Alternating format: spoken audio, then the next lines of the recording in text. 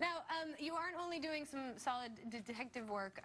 We found some interesting Cumberbatch stuff on the internet that we wanted to... yeah, so we did our own investigating, and we wanted to play a little game with you called What Up, Holmes? Okay. Okay. Okay. So here are some Twitter photos that we found online. This one was a picture of a very shadowy internet group of people. Wow. And you happen to be in it. That's amazing. Yes. This one is... Me on a pumpkin. That's, yes. Someone carved your head into a pumpkin. That's rather brilliant. This one was a cookie. Oh, that's very sweet. And I believe that one was supplied by one of the Cumberbitches. Oh, that's lovely. Isn't that really nice? That's really nice. Yeah, I thought that was really cool. By the Beyonce silhouette. And then there's this whole other thing that I found fascinating was this otter comparison. Oh, the Oscar's great. He's a very good actor, apparently. He is. He's next up for Sherlock, I think. No, yeah, it's quite peculiar. But what I found really weird about that series of photographs is the first one is of me doing a very Sherlock thing, doing that. The otter has got it right. The otter has his hands steepled under his chin. I, on the other hand, have my hands here. It's not that photograph, but it's another one. And it's very strange. I thought, of all the time they spent finding otters looking like me, they've yet to find one where I'm doing that the same as the otter. Oh, well, the otter just had it right. You know, I've been known to look at animals in the past for my stuff. Well, Smaug, because I play him in real life, as in the motion capture. So I went to the zoo to look at reptiles, and that was great. And obviously I must have been studying otters before I did Sherlock, because there's a huge similarity. Well, I can't wait to see you as the dragon. He's like, growing up, he was my favorite character in Hobbit. It's a wonderful character. And nice job in Sherlock as well. Thank you so much. It's a pretty kick-ass show. Thank you.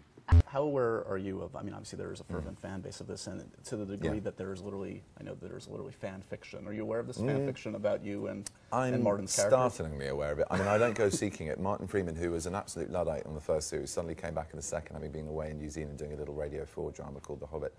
And he came back and he had this beautiful, you know, Mac Air, and he was going, hey, look at this Tumblr. I was like, what Tumblr, what?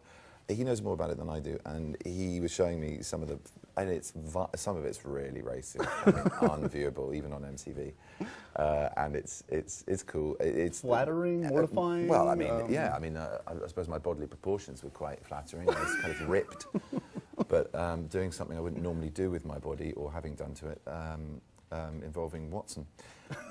So that's as far as I'll hint about that one. It's all there on the web if you want to find it. But if your parents will allow you. But yeah, I was amazed at the level of artistry. I mean, even the really dirty ones. It's kind of like, my God, people have spent hours doing this. What? And then there's the really weird crossbreeding stuff that goes on. So, you know, the news got out that I was playing Smaug in The Hobbit, and suddenly there were lots of dragons with purple scarves flying around and stuff like that, you know. Yeah. So it's crazy. You're inspiring creativity everywhere. Congratulations. I know. It's just, what can I do?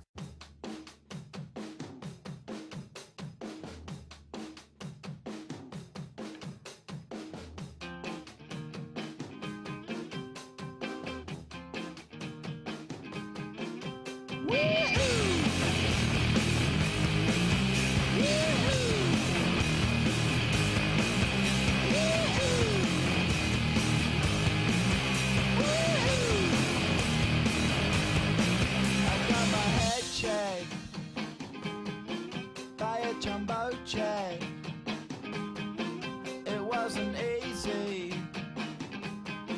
but nothing is. No.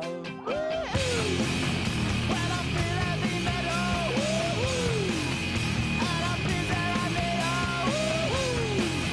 when I lie and I'm easy all of the time, but I'm never sure why I need you.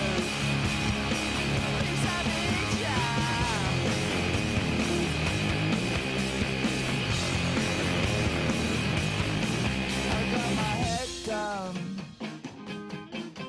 When I was young, it's not my